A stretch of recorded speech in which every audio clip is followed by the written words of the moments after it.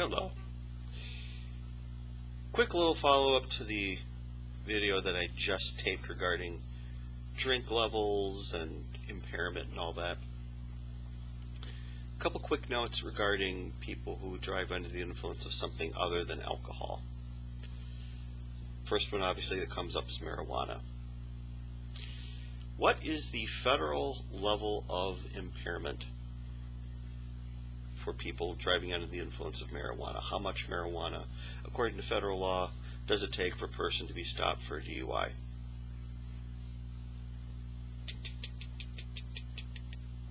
The answer is we don't have one yet.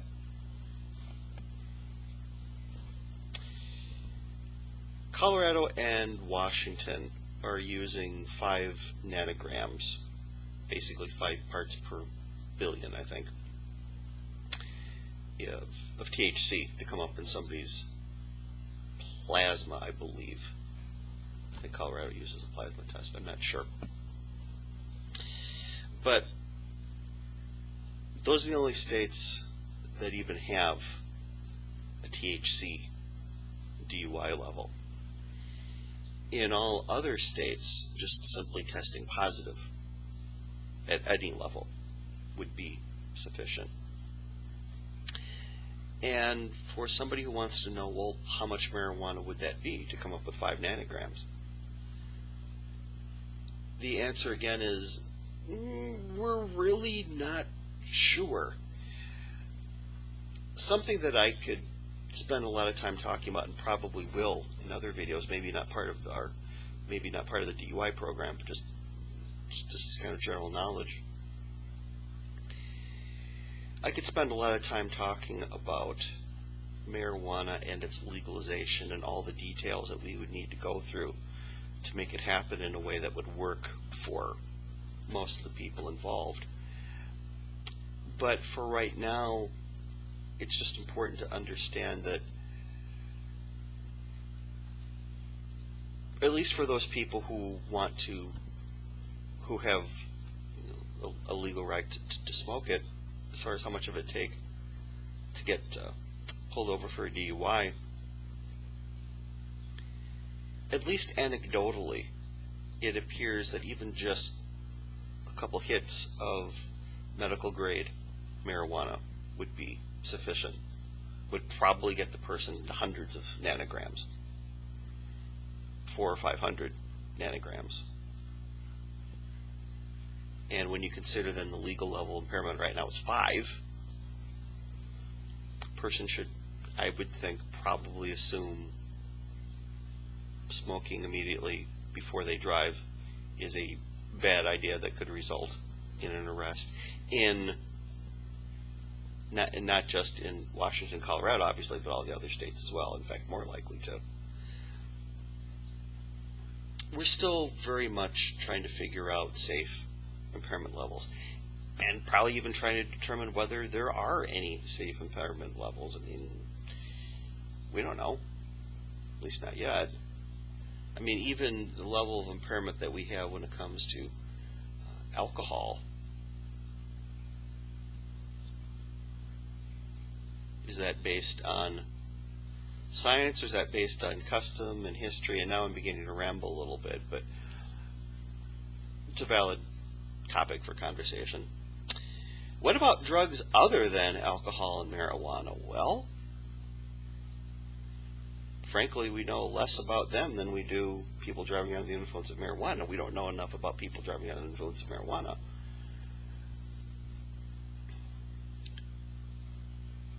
Again, I'm not an attorney. I don't pretend to be. I don't particularly want to be, although I think I'd probably be pretty good at it if I wanted to be.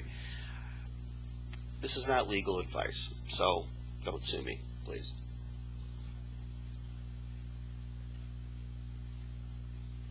But if you're taking a medication, got a legal medication, legal prescription, if the side of the bottle, or if that big, long, detailed paper thing that you got with it that was stapled to the bag, however it's done, if you see something that says may cause drowsiness, You should probably take it seriously. Xanax, Percodan, Darvocet, again, prescription meds. Legal, legitimate prescription meds that you're fully legally entitled to have does not mean it's okay for you to drive under the influence of them. We don't have numbers. We don't have stats. We haven't collected them. Are people getting stopped for driving under the influence of Xanax? We don't know. Is it possible? Anything that causes impairment, I suppose it's possible. But at least, whether that happens or not, that doesn't have to include you. Bring the topic up to your doctor if your doctor has not brought it up with you. Feel free to ask as many questions as you want. If you're taking more than one medication, definitely talk about these kinds of things. If you're taking, maybe not even more than one, maybe you're just taking one pain reliever, but you're taking other medications to go along with it. Maybe medications that affect blood pressure, something else like that. Not only am I not a not only am I not an attorney, but I'm also not a doctor. So again, don't sue me for that reason either. But check these things out. It's your body, it's your ability to drive that may or may not be affected. And frankly, some doctors I have found over the years to be very upfront with this. Other doctors probably don't talk about it as much as they should. And ultimately, it's your call because it's your body. So ask about these things. Does it cause any kind of impairment? If we're changing dosage, if we're altering the medications that I'm taking, are we adding a new medication that might affect things the way that other ones don't? Because keep in mind, too, for a medication to be effective, or for a medication to be legal, I should say, in the United States, it has to be proved, of course, to be safe and effective.